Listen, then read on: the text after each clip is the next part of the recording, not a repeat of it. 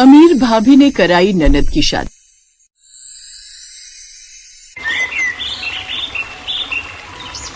दिल्ली शहर के पॉश इलाके में खड़ा एक बड़ा सा बंगला जिसका नाम था मेहता हाउस। ऊंची दीवारें, झूमर से सजी हुई लॉबी और बाग में लगी विदेशी फूलों की खुशबू, सब कुछ एक अमीरी की झलक देता था। उस घर की बड़ी बहू महक मेहता अपने इलाके में बहुत मशहूर थी। खूबसूरत, समझदार और दिल की बेहद अमीर। वो एक बड़े से परिवार से थी, लेकिन फिर भी उसमें घमंड जरा भी नहीं था।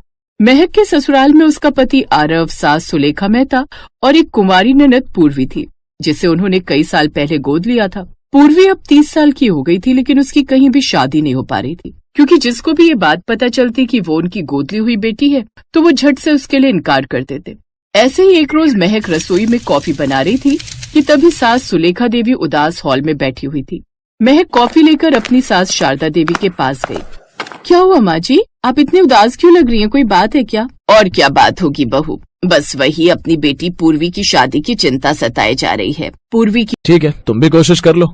महक ने हाँ में सिर हिला दिया। उसी दिन महक ने अपना लैपटॉप खोला और उसमें पूर्वी की प्रोफाइल तैयार की। फोटो, नौकरी की डिटेल्स, शौक, सब कुछ डाल दिया। कुछ दिन बीत गए, लेकिन अभी तक कोई रिस्पॉन्स नहीं आया। फिर 3 दिन बाद महक की सहेली नेहा उससे मिलने उसके घर आई। महक, याद है मेरा कजिन रोहित, वही जो बैंक में मैनेजर है? हाँ, वही जो लंदन से MBA करके आया था। हाँ वही, वो अब इंडिया में सेटल होना चाहता है। अच्छा स्वभाव, अच्छा परिवार, मुझे लगा तुम्हारी ननद के लिए परफेक्ट रहेगा। ये सुनकर महक की आंखों में चमक आ गई। उसने तुरंत रोहित का प्रोफाइल देखा, सब कुछ सही था। बस एक बात थी कि रोहित का परिवार मिडिल क्लास था। हाँ, लेकिन मिडिल क्लास परिवार है, तुम्हारी तरह कोई अमीर खानदान तो नहीं है। अमीर गरीब क्या, दिल अच्छा होना चाहिए। अगर लड़के का दिल अच्छा होगा तो ही वो हमारी पूर्वी का हाथ थामेगा, तो इससे तो हमें कोई आपत्ति नहीं। ठीक है, तो मैं संडे उन्हें आने के लिए बोल देती हूँ। अब महक ने दोनों परिवारों की मुलाकात तय कर दी। रविवार को रोहित अपने माता पिता के साथ मेहता हाउस पहुंचा। मेहता हाउस जैसी बड़ी कोठी देखकर वो सब हैरान रह गए। पूर्वी शर्माते हुए आई। हल्के गुलाबी सूट में वो बहुत सुंदर लग रही थी। रोहित ने जैसे ही उसे देखा मुस्कुरा उठा। देखिए बहन जी, हमारा लड़का भले ही विदेश रहकर आया है, लेकिन इसे अपने इंडिया की लड़कियां ही पसंद है। शादी ये किसी इंडियन से ही करना चाहता है। ये तो बहुत अच्छी बात है बहन जी। कुछ देर बाद, चलो तुम दोनों गार्डन में बैठकर बात कर लो। अब दोनों गार्डन में बैठकर बातें करते हैं। जी, आपके शौक कौन कौन से? जी, मुझे पेंटिंग पसंद है और बच्चों को पढ़ाना। और आपको? जी, मुझे गाना और थोड़ी बहुत कुकिंग। अरे वाह, तो शादी के बाद रसोई आपकी होगी। बस अगर आप मेरी मदद करें तो मुझे कोई आपत्ति नहीं। अब दोनों के चेहरे पर मुस्कान थी। महक ने चुपके से खिड़की से देखा। दोनों साथ में लग तो बड़े प्यारे रहे, बस अब हाँ हो जाए। कुछ देर बाद दोनों अंदर आए। माँ, मैं पूर्वी से शादी के लिए तैयार हूँ। और मुझे भी रोहित जी पसंद है। मुलाकात के बाद सब कुछ अच्छा था। दोनों की शादी पक्की हो गई, लेकिन कहते हैं ना, लोगों का तो काम है कहना। अब लोग बातें बनाने लगे। महक बहू, सुना ननद का रिश्ता किसी बैंक वाले से करवा रही हो? अरे वो तो मिडिल क्लास है। आंटी, अगर दिल से अमीर हो तो घर अपने आप अमीर हो जाता है। और रही पैसों की बात, तो आदमी जितना उसके नसीब में लिखा होगा उसे मिलने से। मेहंदी से लेकर हल्दी तक की हर रस्म में महक उसके साथ खड़ी रही। कई बार शादी की रस्मों के दौरान उसकी आंखें भी भर आती। ऐसे ही शादी का दिन भी आ गया। ढोल नगाड़ों के साथ बारात उनके बड़े से घर में पहुंची। महक ने खुद दरवाजे पर आरती की थाली सजाई। स्वागत है दूल्हे राजा जी।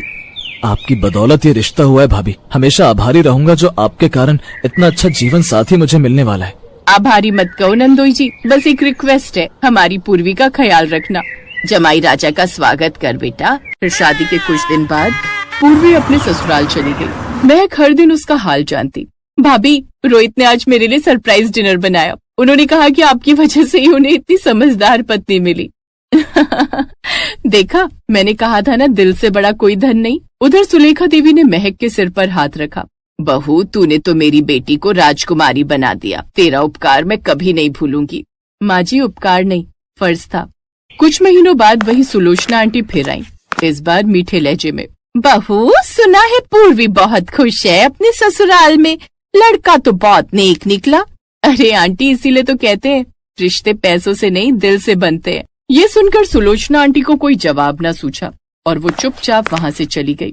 अब पूर्वी अपने ससुराल में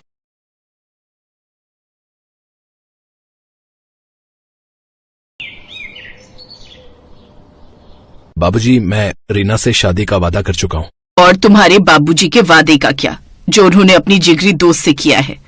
सिम्मी इकलौती बेटी है रामेश्वर भाई साहब की। सोचो जरा क्या क्या नहीं देंगे दहेज में। तो आप चाहती हैं कि मैं दहेज के लालच में उस लड़की से शादी कर लूं जिसे मैं प्यार ही नहीं करता? नहीं माँ, ऐसा तो मुझसे नहीं हो पाएगा।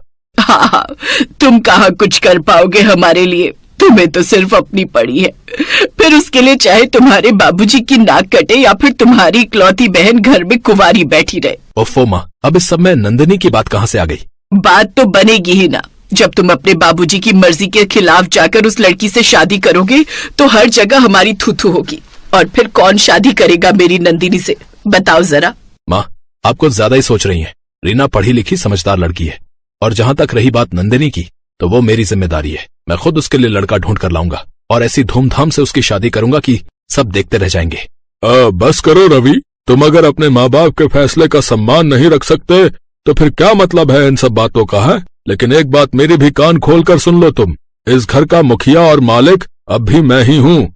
तो जो मेरी मर्जी से नहीं चलेगा उसके लिए मेरे इस घर में कोई जगह नहीं है। रवि के पिता कैलाश को लगा था कि उनकी इस धमकी से रवि अपना मन बदल देगा और उनकी पसंद की लड़की से शादी करने के लिए तैयार हो जाएगा, लेकिन ऐसा हुआ नहीं। रवि ने फौरन अपने पिता का घर छोड़ दिया और फिर कुछ दिनों के बाद ही उसने रीना से शादी कर ली। रीना बिन माँ बाप की लड़की थी। हालांकि वो एक पढ़ी लिखी और समझदार लड़की थी और वो कभी नहीं चाहती थी कि उसकी वजह से रवि को अपना परिवार छोड़ना पड़े, लेकिन हालात के सामने किसी के ना चली। और फिर कुछ सालों के बाद, माँ, बाबूजी की तबीयत बिगड़ती जा रही है, हमें भैया को बुला लेना चाहिए। नहीं, तेरे बाबूजी उसकी शक्ल तक नहीं देखना चाहते। क्या पता उसे देखकर इनकी तबीयत और बिगड़ गई तो वो और उसकी पत्नी हमारे परिवार का हिस्सा कभी नहीं बन सकते, ये बात साफ है। असल में सुधा रवि की सौतेली माँ थी और नंदिनी उसकी अपनी बेटी, और अकेला बेटा होने की वजह से रवि के पिता का सब कुछ उसका ना हो जाए, इस डर से सुधा ने कभी रवि को उसके परिवार में लौटने का मौका नहीं दिया। रवि को याद करते करते उसके पिता एक दिन चल बसे, लेकिन तब भी सुधा ने रवि को खबर नहीं की। और जब कुछ महीनों बाद रवि को इसका पता चला तो उसे बहुत दुख हुआ। क्या मैं इतना बुरा हूँ रीना कि अपने पिता का अंतिम संस्कार करने तक का हक मुझसे छीन लिया गया? नहीं रवि, आप खुद को संभालिए। हमारी गलती बस इतनी सी है कि हमें अपने परिवार लौटने की कोशिश करनी चाहिए थी। माँ बाबूजी के पैर पकड़कर उनसे माफी मांगनी चाहिए थी। हो सकता है वो हमें अपना ही लेते। रवि, हमने तब जो नहीं किया, मुझे लगता है अब जरूर करना चाहिए। बाबूजी के गुजरने के बाद माँ जी और नंदिनी अकेले पड़ गए होंगे, हमें जाकर उनका सहारा बनना चाहिए। रीना की बात को समझते हुए रवि ने अपनी माँ और बहन के पास जा रही थी। मैंने कई बार पूछा उनसे, लेकिन मुझसे कभी नहीं कुछ कहा उन्होंने। लेकिन माँ, अब हम क्या करेंगे, कहाँ जाएंगे? अब क्या भैया को फोन करना चाहिए? हरगिज नहीं, वो क्यों करेगा हमारी मदद? हमारी इस हालत पर वो और उसकी बीवी हंसेंगे बस। ना ना नहीं, उसे तो हमें हरगिज फोन नहीं करना है। सुधा और नंदिनी को मजबूर होकर अपना अच्छा खासा घर छोड़कर एक किराए के छोटे से कमरे में आकर रहना पड़ा। रातों रात दोनों अमीर से गरीब हो गए।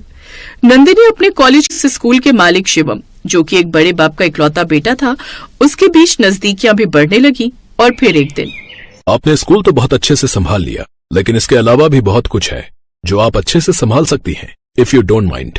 जी बताइए सर। नंदिनी, मैं आपको पसंद करने लगा हूँ और मुझे पूरा विश्वास है कि आपसे बेहतर जीवन साथी मुझे कहीं नहीं मिल सकती। So will you marry me?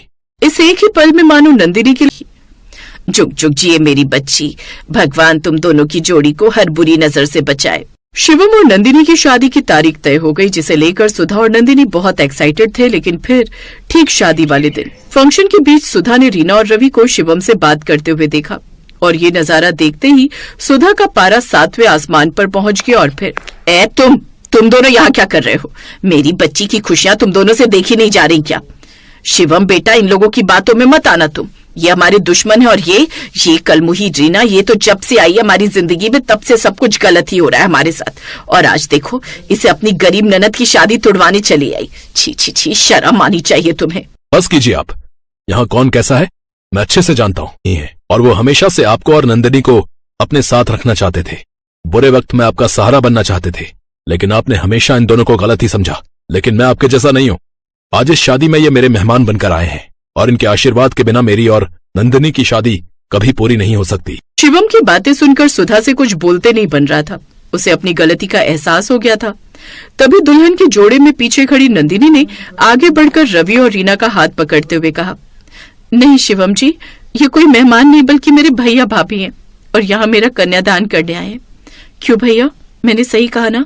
Nandini की बात सुनकर रवि की आंखों में आंसू आ गए। फिर धूमधाम से नंदिनी और शिवम की शादी हुई और फिर सुधा भी खुशी खुशी रवि और रीना के साथ उनके घर में रहने लगी। Thanks for watching.